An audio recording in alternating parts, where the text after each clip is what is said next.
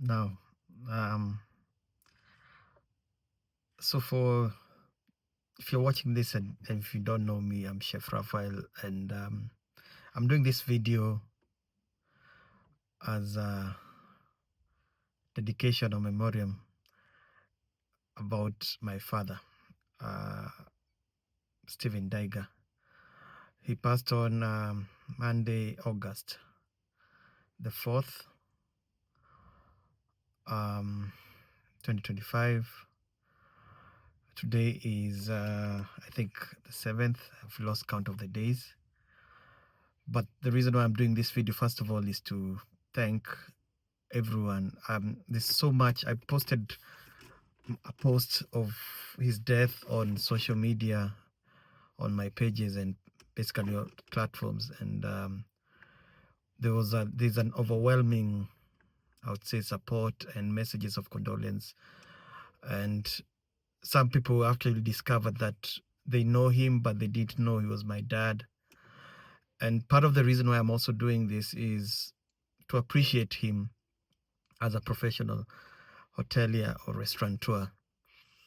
And this video, again, is dedication to him. I want to share my thoughts about my dad. This is on as me. This is as me as Chef, as Rafael Kingori Ndaiga, and also as Chef Rafael. So there's two aspects of me: the personal side where he was dad, and the professional side where he was my mentor. And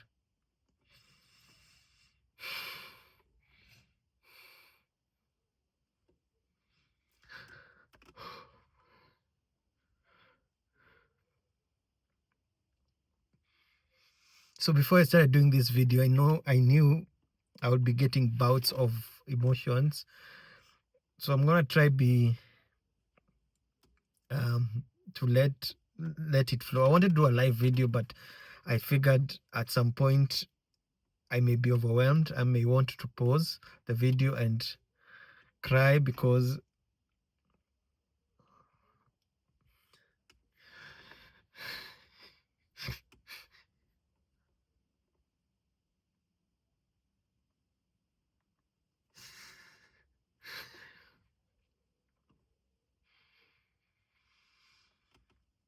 anyway, let's start by the fact that yeah, so for those who don't know Steve or my dad, I want to show you the connection of me as Chef Rafael and where I came from.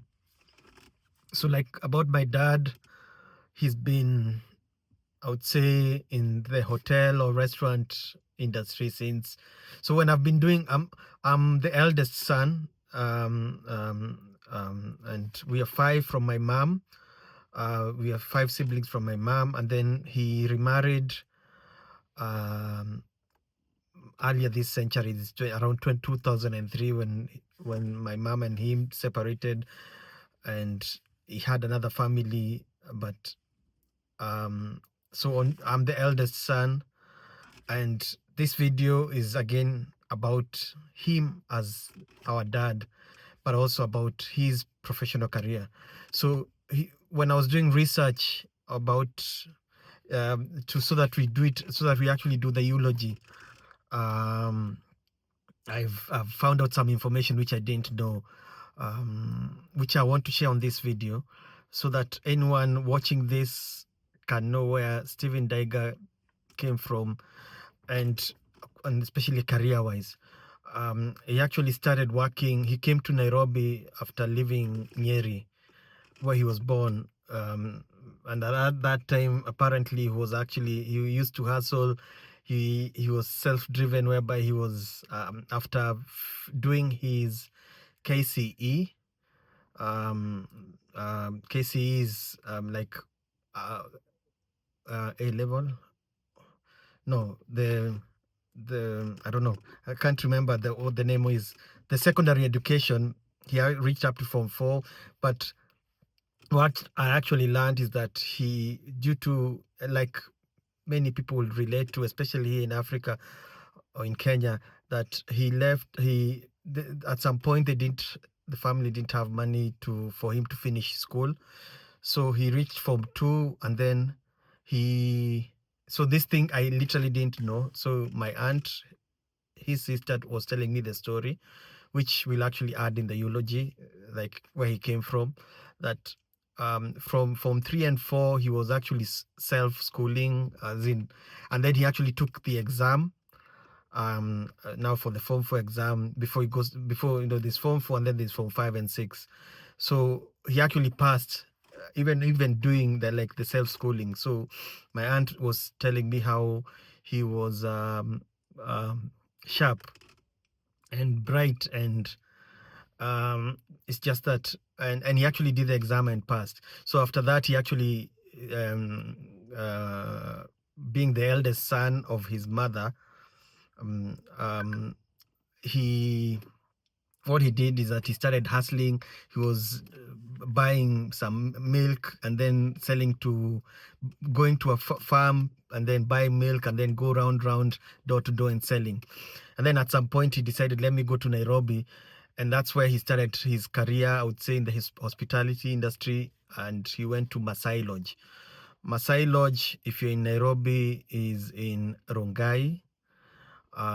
You probably have heard of it, but it's actually still existing up to now. So if you're curious, you can look up Masai Lodge, Nairobi. You'll see it. It's on the edge of Nairobi National Park. So it's so that's why he started. And then 2 years later, he joined Tamarind Restaurant. I think in Nairobi. Tamarind Restaurant I'd say it was, because now it's not there. Oh, the only Tamarind that is available as a restaurant is the one in Mombasa, either the Tamarind Door or restaurant. It's a seafood restaurant. So there was one in Nairobi, and that's where he was. And it's now the Tamarind Group. So anyone who knows the Tamarind Group knows it's the one that actually owns the Carnival restaurant, and now Tamambo, and the Tamarind Tree hotel. But basically, he actually, after Tamarind, I think the restaurant itself, he joined Carnival.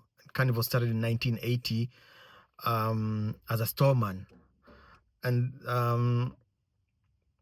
actually, it's an inspiring story. And from that part, I think, even as my aunt was telling me about his life story, especially career-wise, it started back then. And the part of him being at Carnival, at least that part I knew. Again, for those who don't know, Carnival is a big name restaurant, which has, I would say, made an impact in the restaurant scene in Nairobi, and especially in Kenya. Again, for those who don't know the Carnival, you can look it up. It started in 1980, and he joined them, and he started with them as a storeman. And then he rose up the ranks. And then how the Carnival, with my understanding and my small research, the Carnival started as a small nyama choma place, but it was a nyama choma place with a difference. This is 2025, and people still love nyama choma. So nyama choma is barbecue meat, roast meat. So the difference with the Carnival is that they started the concept of the churrasco, the Brazilian way of serving meat, and you carve it on the table. I've forgotten the actual name, the Brazilian name, churrasco or churrasque. Anyway, that style where you serve the meat in like a big leg of meat, of beef, a piece of meat, and then you slice it in front of the customer. And what Carnival was known for, it used to do that same thing for local, like normal meat, beef, chicken, sausages, but they also used to do seafood. I mean, not seafood, game meat. So because Nairobi was popular with, and it still is, in fact, or Kenya in general is popular with animals, and so the angle that the Carnival took was to serve game meat. We're talking about zebra, eland. I know there was crocodile. I don't know what they started with, but that's why it put its name on wild food scene whereby they actually serve game meat. So that's where he was. He rose up the ranks. And then at some point, as he was rising up, the company was growing over the years. Now, by mid 80s, at some points with the promotions, he didn't have formal hotel training, but he used to be taken for training by the company to upgrade his skills and knowledge about, especially in management. And I guess also in the working in the kitchen and on operations. So I remember growing up at some point, before, when now he became older and starting to understand a few things. At some point, he went abroad. I think the first one was in the UK, and this was part of the training. Now he was being sponsored by the company so that he actually learns. The Carnival was growing. It was becoming a high-end establishment, and they needed managers and professionals. And him being dedicated and passionate about being in the industry, he was seen as a perfect candidate to be invested in by the company, so that as they grow, he's also growing. So I think 87 or thereabout, he went to the UK, or 88. Later, he went to Switzerland, still as a way of upping his skill, like doing some training and all that. I still remember. I actually remember the first Mars Mars chocolate bar. I had it. Right now the Mars chocolate bar is like here in Nairobi. Anyone watching this video from Kenya, it's available. But I remember having my first Mars chocolate bar I think in 87, 86, because he brought it, the goodies. I remember the goodies he also brought to us as toys, like vitu za majuu. It's very distinct.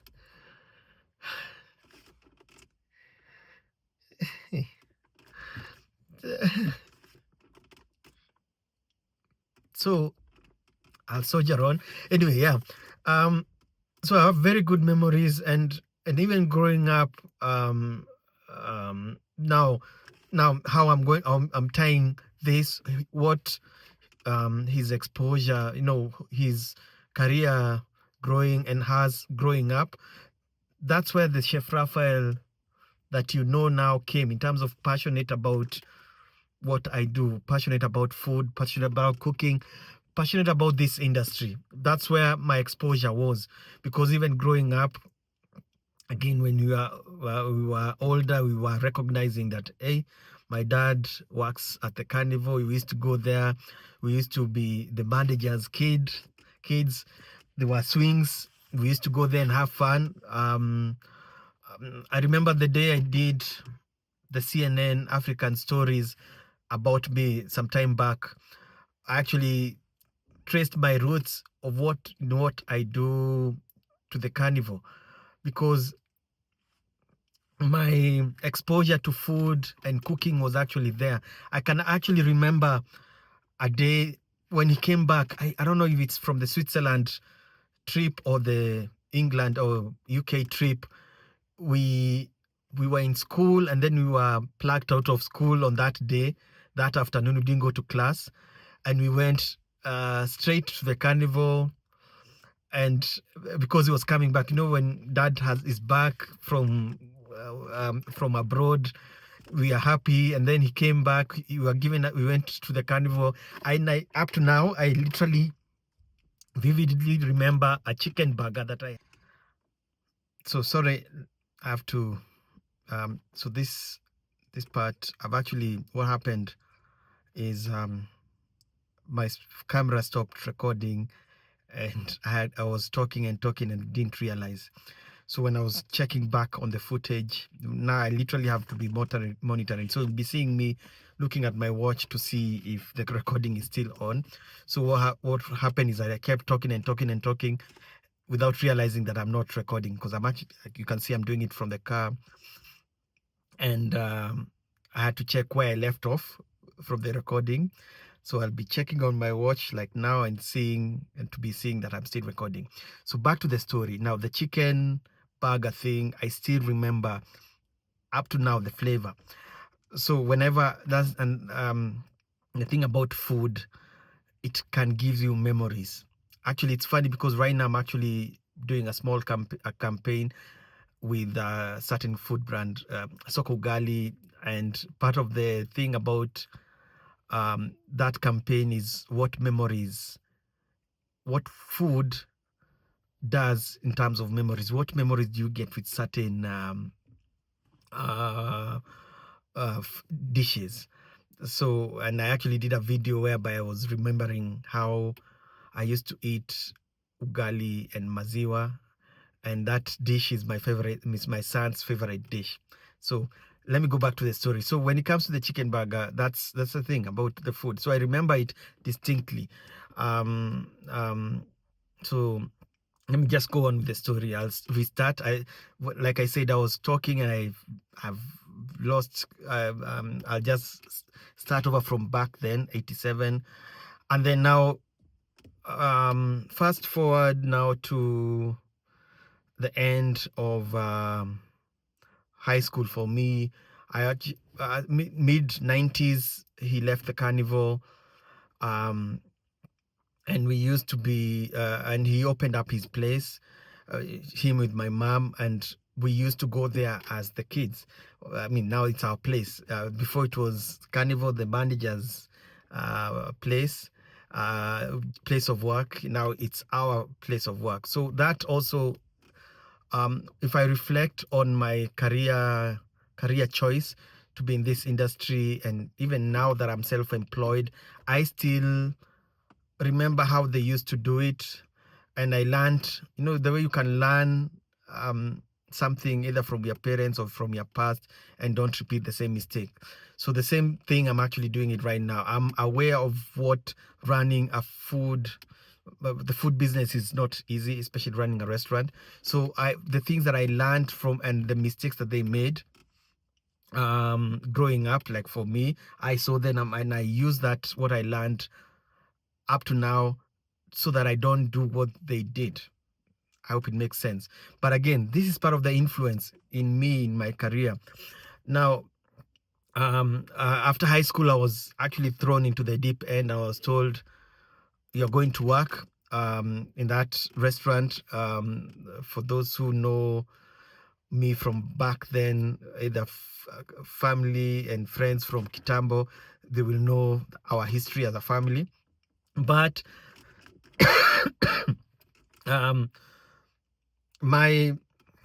I learned when I was like, fast forward, when I was working now in our restaurant, I learned how to cook.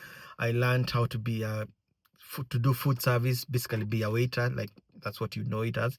I learned how to be a barman. I learned a lot of things, because even when I was working with people who are already, in the industry, so they're actually working. So like there's a barman, I remember there's a few things I actually remember when working with him on shift.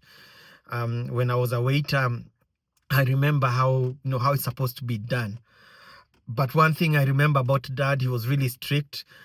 And at that point, like any relationship, when either father son or parent child relationship, sometimes you feel your parent is so strict, and that strictness is part of what made me who I am.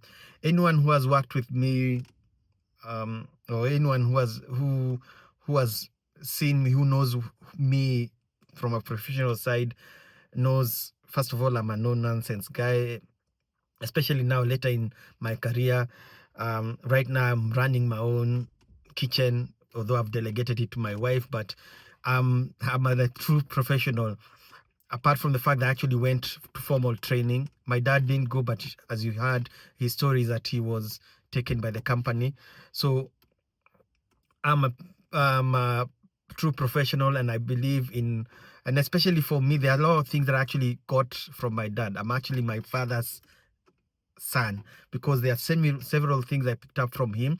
When I was working with him, he's very strict, very tough, but fair. But back then I was feeling, ananiingilia. He doesn't understand that I'm working hard, but he was making me better at who I am. He was making me sharp, being, like when you're sharpening a pencil, you want it to be sharp so that it writes well, and focused.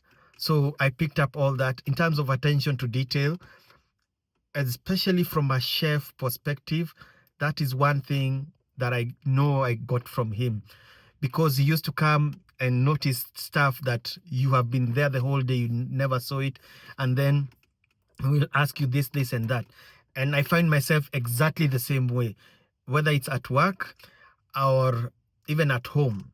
There's even in terms of situational awareness, I'm usually very sharp and alert, and that's one thing I know my dad has. So moving forward, when I started work, when I went, at some point the restaurant was closed, because of unavoidable circumstances. Let me call it that. I know. I remember back then. Again, part of life's journey, part of the learnings that you get in life is that at some point they were not in good terms with my mom, and it kind of led to the restaurant going down. And me growing up, I have a family. At that point, you're a child, you never know. I was in my late teens, early 20s. I wouldn't understand it until you have a family and understand the dynamics of, husband and wife, and the challenges that come when you two are not on the same page. But again, for me, it's part of learning, and those learnings is still what guides me with whenever I do what I do, like either professionally or even in life. So when I went to Italy for a short course on food service, when I was going there, I knew what I'm going for. By the time I'm deciding to be in the hospitality industry, it's very clear what I know, what it is all about. And I was clear. It was clear to me. So even when I was in college, if you compare myself and every other person in my class, the difference was clear. I knew what it was all about because I had already done it practically. So that's that. Now, fast forward, in fact, when funny story is when at some point, actually, I tried to go to the US. It didn't work. And then later I decided, let me continue working, and I had to go. It came full circle where I actually went and worked at the Carnival. The same Carnival that I used to go and work as a child. I mean, not work, go to visit as a child. I found myself there. And working with guys who knew me as a child, guys who are employed by my dad, who are my dad. In fact, they were telling me how they miss him because his way of management, his way of mentoring, I don't know, it was unique, tough but fair, and I felt proud hearing such stories. So I need to keep remembering to check my watch so that to see that the recording is still on. Anyway, so again, that's the connection. When I was working there at Carnival, it was fun. And anyone watching this video who may remember me working there, or shout out to you. But later I decided I was working as a waiter. It was fun. I loved it. Again, mine was twofold. It was experience from before I went formal training. I did a small course on so formal training also in college, and then I was working. It was fun. Used to get lots of tips, but whenever I was doing it passionately. I was doing it. In fact, when it comes to working in a hotel or restaurant, it's about service. So service is about giving your all, and listening and attention to detail. So again, to be able to do this, you need to be plugged into the industry. I mean, sorry, you have to be plugged in to know what it's all about. So fast forward, I said, let me go back to school and do a long and I want to be a chef. Because I had passion in cooking and food, I decided, let me do this. Anyway, also my mom was telling me it's better to be a chef because it pays more. That is true. But on the other hand, don't do it because you're being paid more. Do it because you know what it is and you're passionate about it. So fast forward, I've finished college. I went to the US. Remember from before I was to go to the US, it didn't work out. But for the same program that I had applied for earlier, like 3 years earlier, I went for it. I worked. I got some experience working in the UK. I mean, the US. I later went to the US. And then working in the US, and then later went to the UK, and then after that I went worked in the cruise ship industry. And all along, as I keep going, it's all about improving and adding to my skills and to my knowledge and to my exposure about food. And then by the time I came back to Kenya, I was working at cafe, and then that's how I started being Chef Rafael online.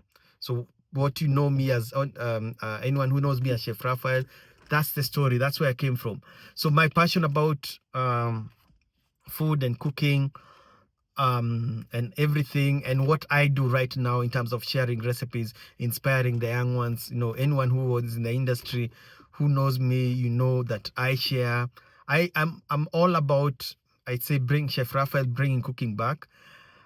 With my history, remembering how mom used to, I would say, kupika mashakura. Yani, look, cooking not in the right way. She has the ingredients, like broccoli, cauliflower. I knew it when I was, in the late 80s.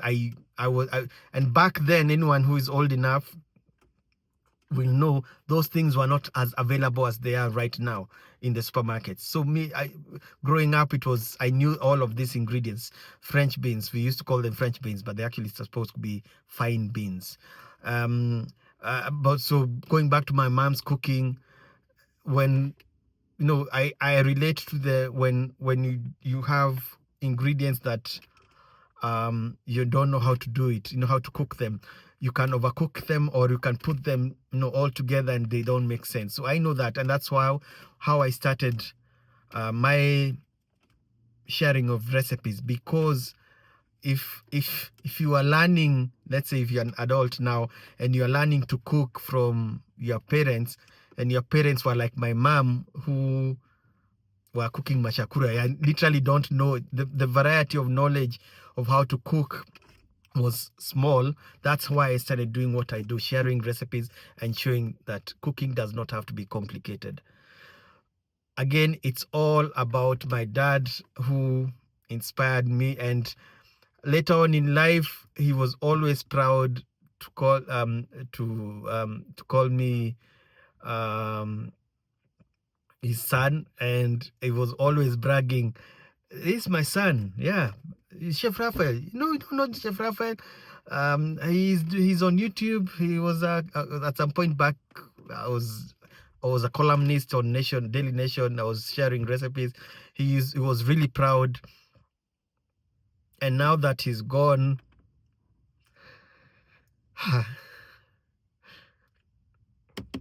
yeah, I know he was proud of me, and I was also proud of him for on the influence he has made to my life. Now, back to his career, I know he has, after Carnival, he has done several things, and most recently was at Jumbo Grill. Not Jumbo Grill. Jumbo Grill was early 2000. Jumbo Grill is still there. He set the standard. Anyone who knows Jumbo Grill is the one who started it. He set the standard there. And many other places he has been. And most recently was at Castle Garden. Also set the standards there. And I'm proud to call him dad. And many people have passed through his hands. There's so many messages, like I said earlier, that I'm seeing condolences, and people who know him and didn't know him as my dad. They are writing messages, and it's just that I'm actually using my phone to record this video, and I can't read and tell you, but I've seen many of your messages, and many people have know him. So this video is also dedicated to that aspect of him, that watu wengi wamepitia mikono yake. So shout out to you, and you now know my dad's history, and now also know where I came from. Anyone who follows me know that like I said, all about making you understand cooking does not have to be complicated. Another fun fact that I've discovered while I'm doing research about my dad is about my grandfather. So we named after my grandfather, actually his dad, Rafael Kingori. And the first funny thing I got from my aunt when he was telling me dad's history, I started, she's really sharp as well. She was telling me the history, their history, life history, as and I was curious. I'm the curious type, and I always ask and want to know. So she told me my grandfather, Raphael Kingori Ndaiga, he was also a chef at some point. He used to cook to Mzungu, the colonial times. He used to cook um, for that Mzungu. I don't know how it was, but what that means, actually, he was the original Chef Rafael. And the funny thing about him, my grandfather, was he was very insistent. How we usually do, for those who don't know, we name our first sons as, especially if it's a man, or even the lady, if the first son is named after your father. So I was my dad's first son, so I was named after my grandfather. And my aunt, my uncles also, when they have the first son, for the man is the first son, for the lady it's the second son. The first son is always named after the father of the father, and the second son is usually named after the father of the mother. I hope it's clear. If it's not clear, just know there's about 5 of us who are named Rafael Kingori after our grandfather, and that's how we name each other. So they are my cousins. We've never, most of them actually, to be honest, we've never met, but that's how it goes. So when I was asking my aunt, one fact is that the original Chef Rafael was actually my grandfather. So it's actually probably has been in our genes, and I'm excited, like I'm sharing this story. You now know where I came from, and thank you to anyone watching up to this point. And now he became ill last year, from last year, started having some complication. He had some diabetes problem, he had pressure problem. He was dealing with it, and at some point he was going to a doctor, getting medication, coming better, and then sometimes going bad.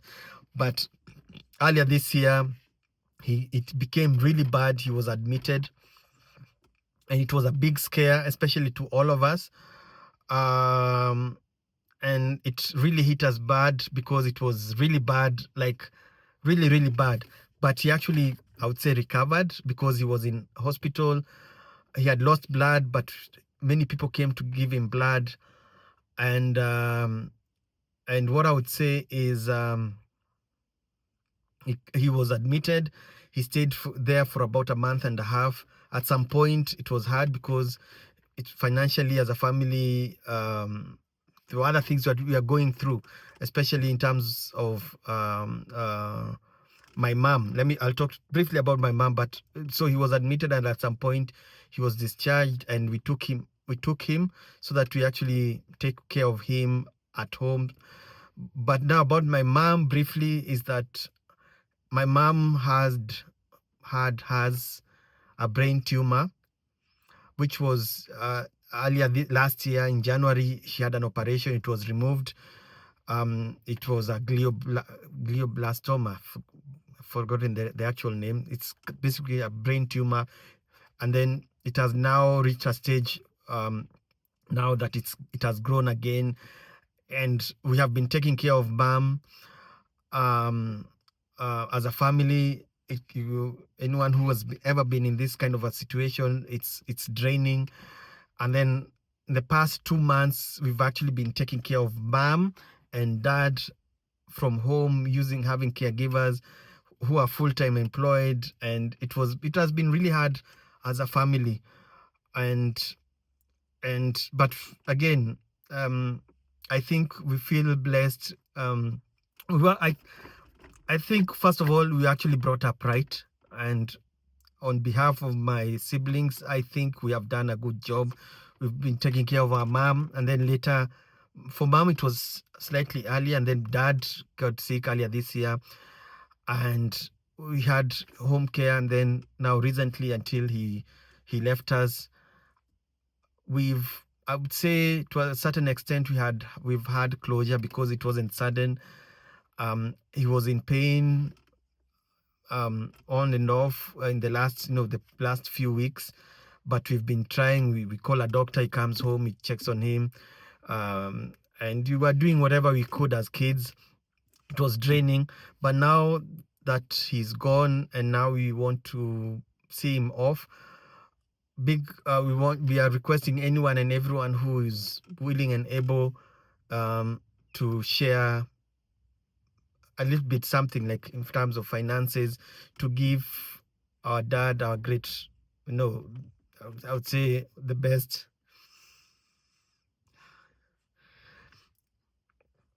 You can spare something so that we see him off in a special way. When it comes to finances, like family, at some point you go down. So in terms of finances, we can only do so much, but I know because alikuwa mtu wa watu, he was many people. So anyone who can chip in and help us send him off in a so I think today is the again, it's Thursday, 5, 6, 7, I think the 7th. So I'm sure I'll post this video on the same day, which is today, the 7th. Anyone watching this video now, will bury him on next week, Tuesday. Again, I can't tell the date right now, but so if you can, the pay bill number is on the description of this video. Share whatever you can. If you are watching this after the fact, it's good, but I just felt I needed to do this video. First of all, like I started to say thank you to anyone who has commented and sent condolences message, and yeah, and basically talk, because I know talking will help me heal. And this is dedicated to my dad. Now I have to sign out, but I'll be okay. Bye.